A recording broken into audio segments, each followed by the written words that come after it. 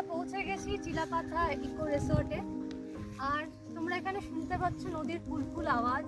আমার তো এইটা দেখে সেই ছোটবেলার কবিতা আমাদের ছোট নদী চলে আঁকে বাঁকে, বৈশাখ মাসে যার হাঁটু জল থাকে সেটা মনে পড়ছে।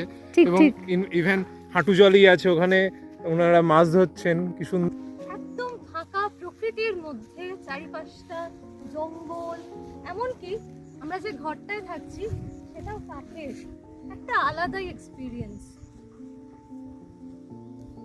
কথায় প্রকাশ করা যাবে না, এটা ফিল করতে হলে এখানে আসতে হবে এবং এখানে এসে থাকতে হবে।